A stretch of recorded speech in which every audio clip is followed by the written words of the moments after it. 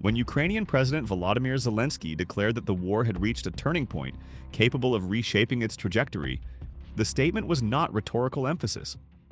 It reflected synchronized operations conducted across multiple sectors, including areas Russia had considered operationally secure, and in some cases deep inside Russian territory itself.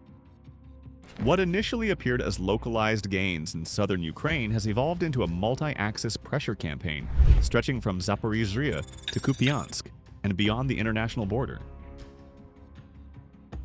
Zelensky previously stated that the war began in Crimea and would end there.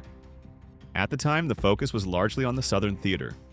Today, the operational picture is broader and more complex. The spark on the Zaporizhzhia front has expanded into a corridor of sustained pressure that now extends northward toward the Kupiansk line, while long-range strike capabilities are being applied against military, industrial, and logistical targets inside Russia. The current phase is defined less by symbolism and more by measurable battlefield outcomes.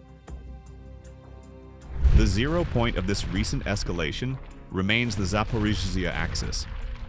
Over 2 weeks, the Ukrainian armed forces liberated dozens of settlements in this region. Each settlement represented not only territorial recovery, but degradation of the layered Russian defensive belts that had been constructed over months. Ukrainian advances northwest of Verbov and the reduction of Russian pressure in Stepov were operationally significant because they weakened the coherence of Russian defensive lines anchoring the southern front. Momentum increased following the liberation of 8 additional settlements in the Oleksandrivka direction. Ukrainian forces advancing toward Verbov initiated engagements for control of Kalinivsky. These developments were corroborated by the Institute for the Study of War, the Ukrainian General Staff, multiple open-source intelligence analysts, and international media outlets. Although Moscow did not issue detailed confirmations, geolocated combat footage, satellite imagery, and local reporting validated Ukrainian gains. A substantial portion of the approximately 300 square kilometers referenced by Zelensky was secured in this southern sector. The scale is notable. During Ukraine's 2024 incursion into Russia's Kursk region, approximately 250 to 300 square kilometers were brought under control within the first week. A similar geographic magnitude is now reflected in southern Ukraine, but this time at Russia's expense. The advance from Zaporizhzhia toward the Pokrovsk axis demonstrated coordinated maneuver warfare rather than isolated tactical pushes. Ukrainian operational planning combined mechanized thrusts, air assault elements, precision fires, and interdiction of supply routes. Russian sabotage and reconnaissance groups were cleared, gray zones contracted, and counterattacks were repelled. Behind these gains were elite Ukrainian formations. The air assault forces confirmed a major offensive along the Oleksandrivka axis. The objective was explicit: eliminate Russian groupings threatening Dnipropetrovsk and Zaporizhzhia regions and push them back beyond administrative boundaries. Despite reinforced Russian reserves and stiff resistance, Ukrainian airborne units maintained tempo. Reports from the field described a highly dynamic battle space characterized by continuous counterattacks and rapid repositioning. Ukrainian units repelled assaults while sustaining forward movement, indicating effective integration of reconnaissance, fire correction, and maneuver elements. Updated assessments from the Institute for the Study of War reflected multiple liberated settlements and contraction of Russian-held terrain. The operational effect was cumulative. Russian command had to reallocate resources across a widening front. A concrete example of interdiction was conducted by Ukraine's Spartan Brigade within the National Guard. In occupied Zaporizhzhia Oblast along the Pokrovsk direction, a Russian convoy utilizing modified civilian vehicles, including pickup trucks and ATVs adapted for frontline logistics, was struck before reaching its objective.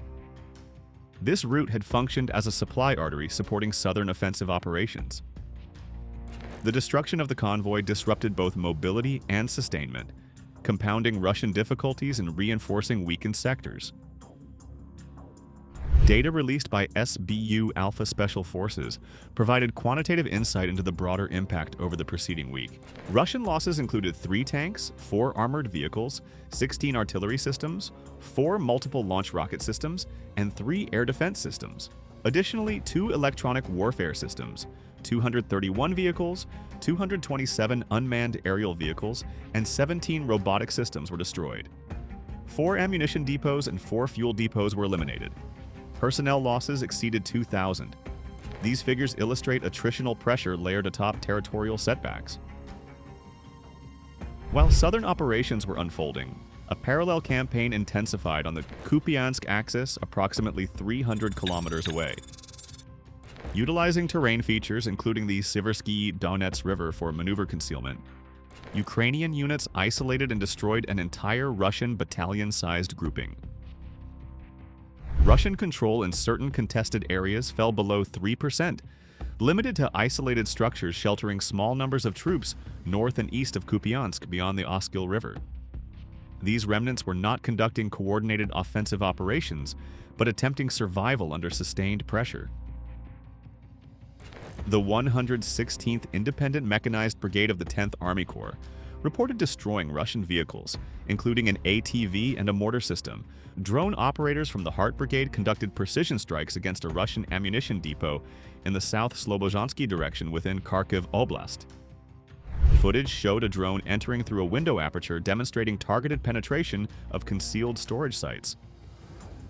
These operations in the northeast mirrored methods applied in Zaporizhzhia: reconnaissance-driven targeting, precision drone strikes, and systematic destruction of supply nodes. The cumulative effect was to weaken Russian tactical cohesion across multiple fronts simultaneously. Strategically, the operational pattern extended into Donbas.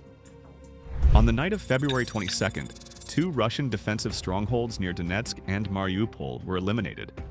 An oil depot in Luhansk, supplying fuel to Russia's 41st and 20th Combined Arms Armies, was set ablaze by FPV drones.